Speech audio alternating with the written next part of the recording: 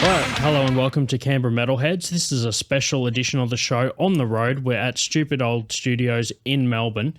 This is episode 89, so in the high double digits, as I mentioned. And return guest on the show, buddy of the show, friend of the show, it's Tom from Wolfpack. How you doing? I'm good, brother. How you doing? Congratulations on episode 89. Yeah. And thanks for having me back. Stoked to be here. Hey, I looked at it. It's pretty much within a month of 5 years. Of 5 years, right? Yeah, So, yeah. Like pretty much to the day. Yeah, kind of thing. 5 years on the dot, dude. Yeah. Glad I could. I've done a couple interviews at Stupid Old Studios before, but the last time you were on the show was at the old building, At the old location. Yeah. Where we had to let you in. We were kind of trying to work it out. It was the first. We hadn't had the show for long, so we still kind of get used to it. And stuff. Yeah, cool, nice. But now, look how far we've come. I know, right? Look how fancy the studio is. I feel very out of place. So do I, man. It's a bit like whenever I do something and I'm like if I go to a nice hotel and they call me sir,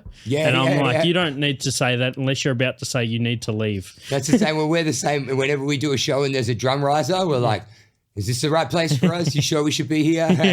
We're used to playing on the floor. Yeah, exactly. Down and dirty right amongst the crowd. A rug. Yeah, just a rug. That's it. That's all we need. Yeah, chuckers in the kitchen, like the band, like the crowd can be dancing in the dining room. Yeah, we're set. We're happy. That's awesome, that's man. Good. Yeah. But, actually, speaking of, so you're from a band called Wolfpack. We've had you on the show before. So people that don't know Wolfpack or have been a fan of Canberra Metalheads but haven't been a fan for as long as 5 years. Yeah. I'm going to link the previous show we did in the bio for this one, so I can go back and see the last one. But this one here is in video. Whoa. All right, cool. Yeah, so the old one's just audio. So yeah. The old one was audio. All right. I wish I'd known. I would have shaved. Sorry, Mum, watching at home. So. And everyone else's mum too. Yeah, that's it, right? That's it. Now you play drums in Wolfpack, but lead singer and drummer. And it's great. So we're a thrash punk band.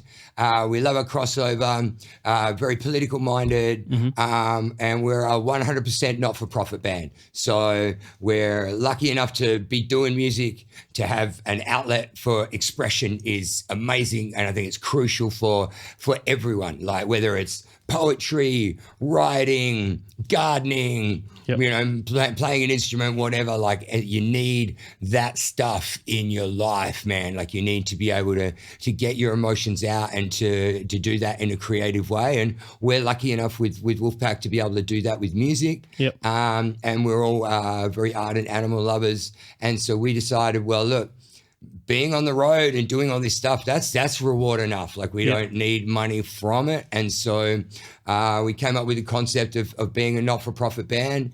So far we've raised $60,500 and I think $80 for no-kill animal shelters. Yep.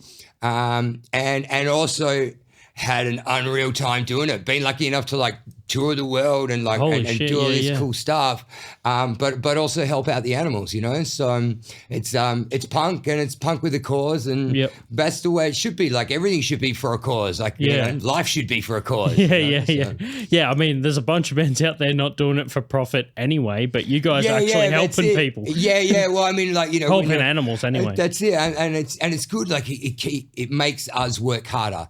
So when there's an end goal there of being able to provide money to shelters that does help them with spay and neuter, that helps them with fostering and things like that, so that you can get animals onto their forever home. It inspires us more to be really cost effective with our DIY touring approach. Sure. And so you're always a lot more comfortable sleeping in the van when it's for a good cause and when there's a benefit to it, as opposed to when it's just something you got to do to get to the next show.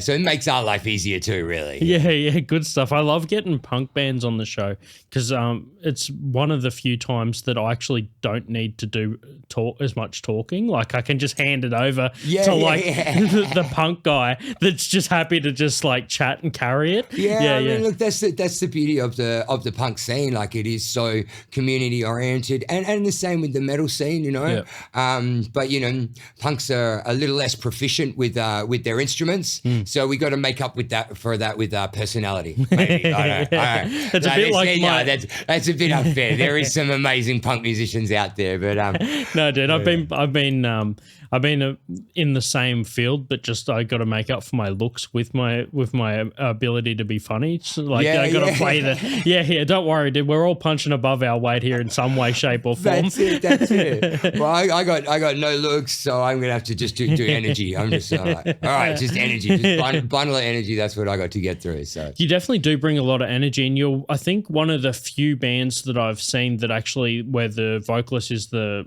also the drummer, like the main vocalist. So I've seen a few backup vocals from the drummer before, but I think the first time I ever seen you play was at the Basement in Belconnen from Canberra for people that don't know. And I just remember looking around thinking, where the fuck is the vocalist? Because I wasn't expecting to see, like it was a full lineup, you know, and I was sort of like, where the fuck is the vocalist? Like, has he got a wireless mic and he's in the crowd? Because that happens all the time with gigs. Like we've seen another Melbourne band, King Parrot. Like, that's the classic. Like Youngie from King Parrot. They can be anywhere. He could be in the car park. He's like still, Dracula. He'll just appear behind you. Yeah. And thank fuck Dracula doesn't have Youngie's teeth, dude. He'd take out 4 people. He'd be like a shish kebab, you know, just fucking 4 people in one. Because he's got a lot of teeth. He's got a lot of teeth and a lot of energy. He's the Freddie Mercury of the metal scene. He's got an extra incisor. So the I'm used to that. And then I look over and someone nudged me and said, it's the drummer. And I was just like, holy shit. Yeah. You know, and you're just doing it from the back. Oh, by the way, don't kill me, Youngie. I'm just joking, all right? No, we love Youngie, man. I've known Youngie for years. No, it's awesome. Actually, last time I was here, I had Slats on the show. Oh, so, dude, Slats, man. And if fans of King Parrot out there, Slats has a rad older band called Cockfight Shootout. Okay. They're not around anymore, but really like dirty rock and roll, heavy band. It's kind of like heavy rock meets punk. Who are awesome, and actually used to play with Squizz's other band with Mustang as well. So there's two bands to check out, and they then sort of came together, and King Parrot was kind of born. So awesome. So Cockfight Shootout and Mustang, can't rate them enough. So dude, and they're currently touring the US. So slaying it, man, slaying it. It's so funny when we've been lucky to tour the States, I think 5 times now, and when we went over in 2016, we were on tour with DRI. And so, you know, you're always talking to people because, I mean, that's the best thing about being in a band, getting to meet new people and getting to discover new bands and playing with them and stuff. And every single person that we would speak to would be like, oh, you know, Australian bands, you know, and they would say AC/DC. And I'm not joking, the next band off everyone's lips was always King Parrot. Yeah. And it was so cool, man. Like, I have so much respect for that band as people and their work ethic and their live show and their energy. And it's awesome. And it's totally paying off and it's totally deserved. So like even back in 2016, they were slaying it like in the US and have continued to do so.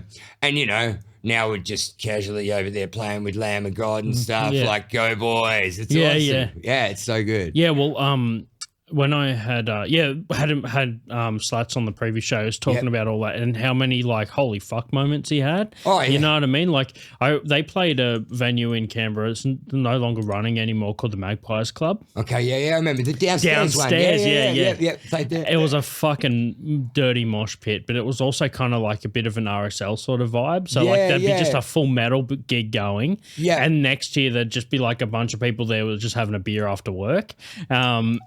I remember we went there and my brother went to get something signed from whoever was on the merch desk. Because they got vinyls and shit, so he was getting one signed.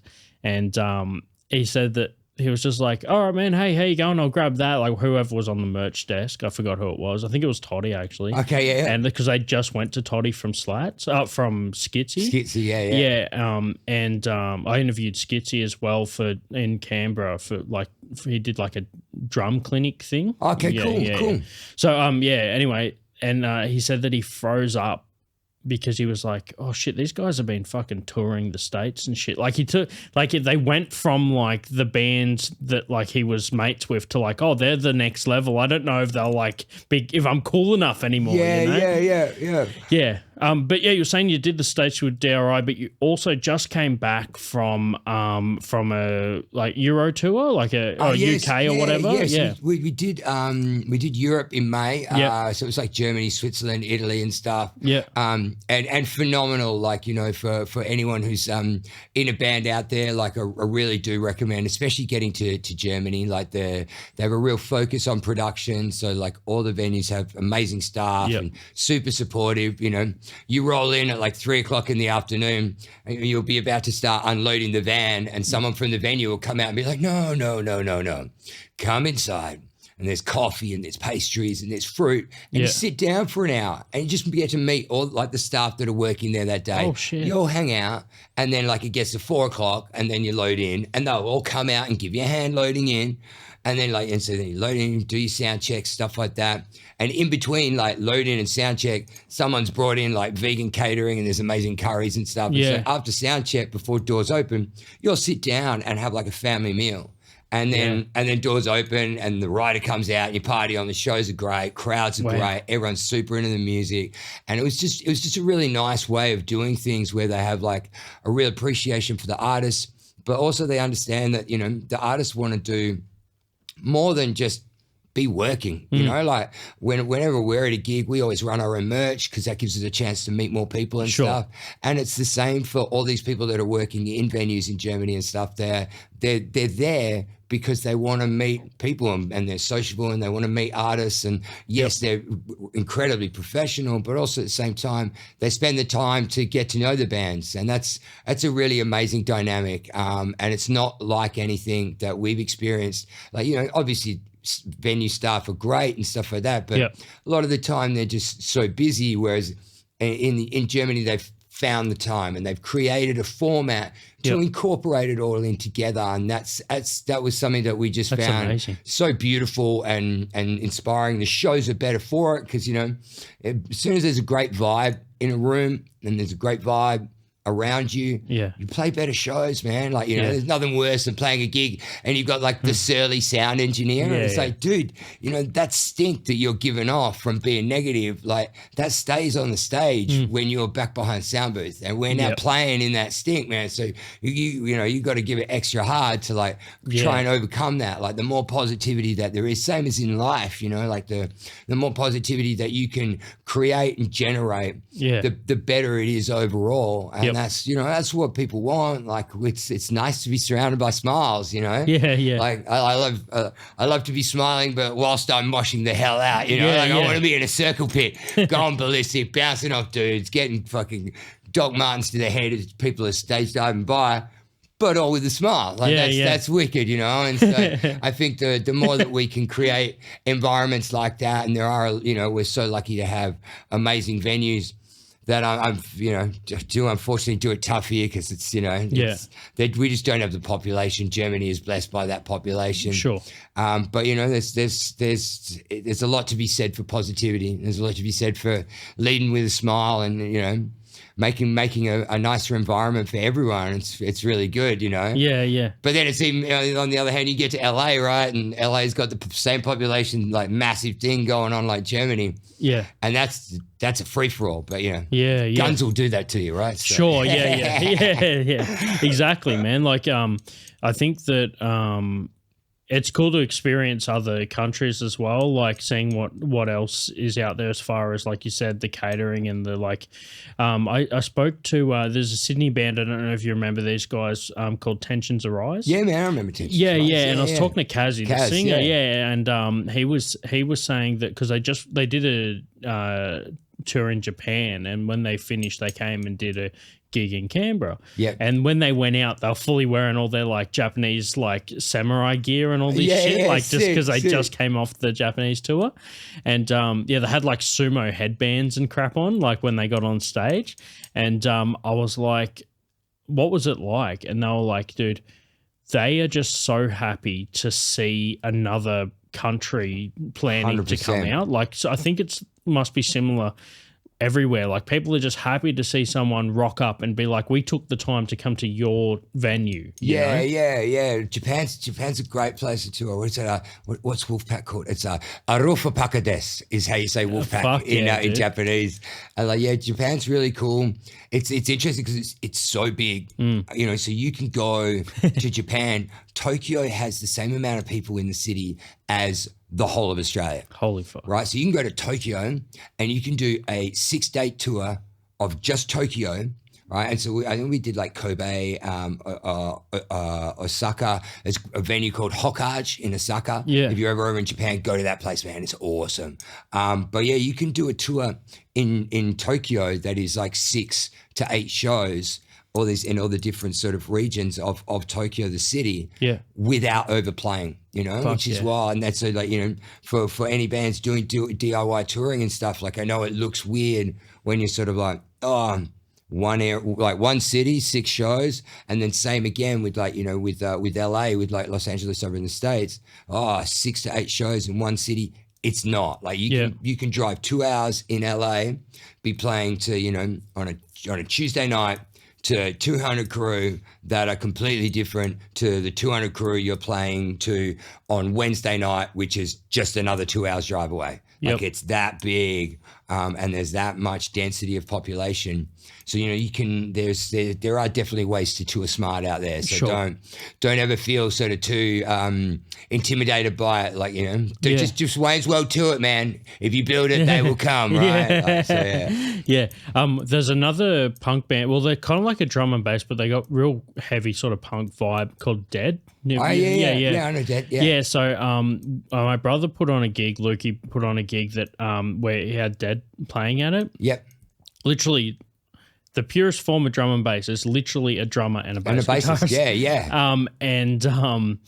I remember in the back room at the basement, so smaller stage, tighter crowd. I like that room. Yeah, I said to I think it was Jem. He was like, do you have earplugs?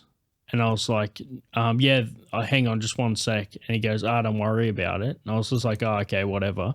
And then I look over and he's just got like toilet paper from the Dunnies in his ears.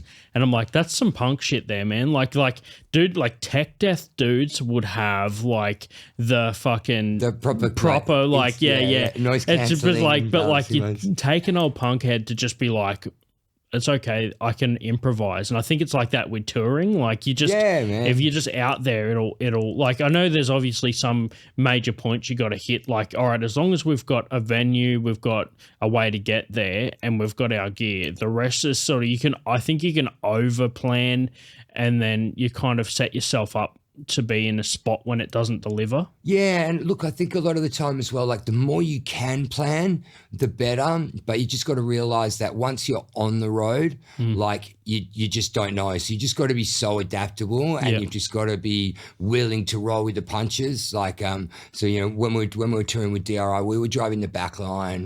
So this is in April 2016, and it was great. We're doing all the west coast of USA. Yeah. We got to it was Ashland in Oregon, and Oregon's beautiful, and all the shows are going great, really cool. Rolled into the accom that we had for the night, looked fine. There's no worries. And then like did the show, so we checked in, and then we rolled out to do the show. Show was over, came back, and when we came back, we're like, saw a dude that was like clearly a gangbanger, and it's like he was clearly pretty heavy. Yeah. And we're like, far out, man. Is he breaking into cars? Like, so we're a bit sketchy, and we're like, and then we got closer and we're like, nah, he's just pacing. And so we're like, okay, cool. We parked the van up, went into the room, and then as we got into the room, we saw him going into the room next door to us with a car that had just pulled up. And we're like, oh, okay, cool. So he's just selling drugs out of the room. That's no worries. And then he left the room again, but the guy he'd taken in there stayed there, and then you hear sex sounds. I'm like, okay, cool. So he's a pimp. He's got a girl that he's working next door. And then we're like, okay, this guy's actually probably maybe like a little bit heavy for us to be around. And then like, we've got a van that is full of equipment, like the whole back line for the DRI and Wolfpack tour. Yeah. And it's sitting out there. and it's got California plates on it, and we're in Oregon. So that van is either full of tools from someone who's traveling and working, or it's full of musical instruments. Like it doesn't take a genius to know that, right? Let alone a professional in this case. Like, you know, and in the States when you tour, like the biggest thing that I could recommend to people is you take a big black sheet, right? Like a bedding sheet. And once you load the van, you put that black sheet over your gear in the back, and that way when you're driving down the freeway, if gangbangers roll past you and they look into your van, they can't see a guitar or anything like that, because they will just pull in behind you. They'll follow you until you pull over to put gas in the van. They'll roll out. They'll take. They don't bother breaking into the van. They'll just pull guns on you and they just take the whole van. Whole thing. Fuck. And that's it. And so you need to like take a sheet with you to cover your equipment out. And so we're like, okay, cool. This is probably not a good situation to be in. And sure enough, the whole time that the lady's with the customer, he's stalking the car park. Customer leaves, another guy rolls up, goes in, he starts stalking the car park again. By this time, he's like scoped our van. We're like, oh, okay, this is not good. And we're like, all right, well, we're just going to have to wait until he's in the room and then we're out of here. And it's by this stage, it's like 3:30 in the morning. And it's and so we waited and eventually got to like 4 a.m., like 3 customers had sort of come through and he's gone into the room and we are all packed, all ready to roll, all good. And as soon as he went into that room, we just bolted out of our room, threw him in the van and drove. And we like drove down the road. We got like, you know, a couple of Ks down the freeway and we're like, man, we're just too tired. This is not going to work for us. Like we should not be driving at 4 a.m. Pulled over to the side of the road, slept in the van. Didn't matter. It's all good. We're in our van. We still have the gear. And then we got to so from there, we're rolling on to the next show was in Seattle. So it was in Portland. So the capital of Oregon. We got to Portland and a couple of the boys in the band, like, you know, they were talking to Monster, the drummer from DRI, and they're like, oh man, we're shattered, dude. Like, you know, there was a gangbanger working next door. He had he was a pimp, he had a lady and stuff. And like Tom made us like roll out of the bloody accommodation at 4 a.m. We ended up sleeping on the side of the road, and Monster just like turns to them and just like, and he just saved the tour, man. Because as soon as that guy was not focused on a client and making sure his girl was safe, your van was gone. Fuck. And that's just common sense. Like as if you wouldn't get your van out of that situation. It's full of but you know, if you don't keep your wits about you and if you're not willing to roll with the punches, it'll come a cropper. But apart from that, man, that just makes for a great story now. And the rest of the tour went on and all the shows were awesome. Fuck yeah, dude. You know, and so it's like, so it's all cool. Like that's the beauty of touring. You know, you got to remember the whole time, like you're on adventure. All right. So sometimes you'll get to the show and it's not a stage. You're playing out the back of a skate shop in a car park and there's little makeshift ramps and stuff. Wicked. That's going to be an awesome gig, man. Like you don't always need full production. It can just be a vocal PA. You don't always need a stage. It can just be a piece of floor. Like you don't always need a hotel room. It can just be a couch. Like all those things, man, as long as you're thinking of it as an adventure, you're going to have a great time. And as soon as you like go into anything, I mean, I think this applies in life. Like as soon as you go into anything with delusions of grandeur or like too big a picture, you're not living in the present, man. You're missing out on all the fun that's right there and then. So, you know, just same as I'm sure everyone does with life, you know, like hustle and wing it and get through and bounce with it and roll with the punches, man. Because, you look around, dude, like it's a heavy world, man. The punches are not going to stop coming for all of us. So, you know, at least smile your way through it and then live to tell the tale, you know, and honestly, all the better to everyone that does that, man. Like good on you, because that's living. Like, you know, sometimes it sucks, you know, sometimes you can't like even get out of bed in the morning. Well, you know what, man, you still woke up that day, so you're still a winner in my books. Like that's, you know, that's life, man. It's cool. Fuck yeah, dude. Yeah, like I think that I'm fairly rigid with my plans, but I've lately tried to be better at like understanding, you know, for example, if your flight gets cancelled, you're going to be late, all that sort of crap. You know, I try not to let it bust me out of shape, but that would normally be something that would fucking like for the rest of the week, rest of the day. Yeah. I'd be like, oh, this is delayed, so that's delayed, so this is delayed. Yeah, and so then now like this is all ruined. Yeah, exactly. Totally vibe that. Like, yeah, we just did a tour of the UK. We were going over for Rebellion Fest, and it sort of came about last minute. We're on tour in Europe in May. As we get offered like this festival in the UK, I'm like, oh, here we go. You got to say yes, right? Yeah. But we're like, oh, how much time can we get off work? You know, like this is going to hurt. And so we managed to, like, you know, we just put together really quick 4 shows, 1 week kind of thing. And it worked out. We were like crunching the numbers because and it worked out that it was better to train it. Yeah. And that comes back to just what you're saying about, like, you know, having to be adaptable and not get sort of too worried about things. And so obviously, like, when we're so used to having the sanctity of the van, you know, like we're safe in the van. Safe space. It's okay, that safe space. And we didn't have that because we were just on the trains. Yeah. And we'd done it before in Japan because that again was the most economical way to do it there. Yeah. And it worked out. It was fine. There's a few train cancellations, you know, and everything like that. But, you know, same. If you book a 20-day tour, you're going to have a show cancellation too, you know. So a train cancellation really ain't the worst thing that's going to happen. That could happen. Yeah, for sure, man. No, it's we have to wrap it now because that's our audience's. That's our time. That's our audience's attention span. Is about half an hour. Dude, that's it. Yeah, I'm good surprised. too. I'm ADHD, so I'm like, yeah, cool. Yeah, dude. I'm surprised I didn't go on even more of a tangent. Dude, I normally do. I know exactly what it's like. I'm in the process of getting officially diagnosed. Oh yeah, man. Good luck. Yeah, so it's a bit of a lengty one, and I'm lucky that I'm in a position to be able to have that done now. Because when I was a kid, like, it was just basically like, oh, he's just like he's like got a learning difficulty, and they blamed me for it instead of changing the delivery method and helping me like learn stuff. 100%, and it's not a learning difficulty. It's just that, you know, sometimes people learn differently. Yeah. And there's nothing difficult about being different. It can be a learning superpower if I care about the subject. Yeah, you know what I mean? Yeah. Like, I will pick it up. Like, exactly. Yeah. But yeah, dude, it's awesome to have you on the show. And as you mentioned before, positive vibes only. It's hard to be pissed off around you, man. You're a good energy. So. Oh man, and likewise, brother. Thank you so much. Cheers. Yeah, thanks. And we're going to be doing a giveaway with this show.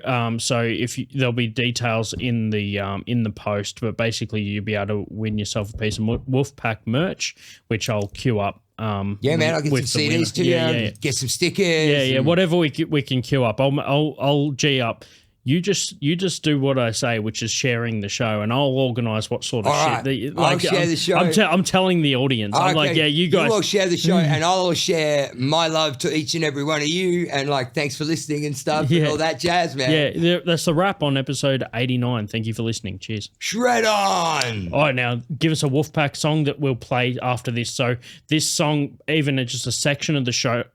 Of the song will just kick on straight after we just close the show out. Okay, sick. So this would be Grave New World by Wolfpack. Awesome. Cheers.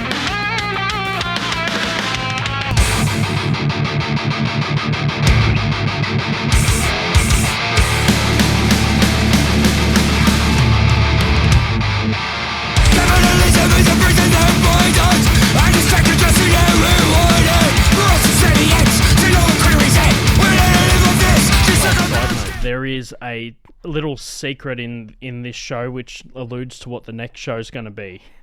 So thanks. If you're stuck around after the credits, you'll be able to have a little teaser for the next one. Cheers.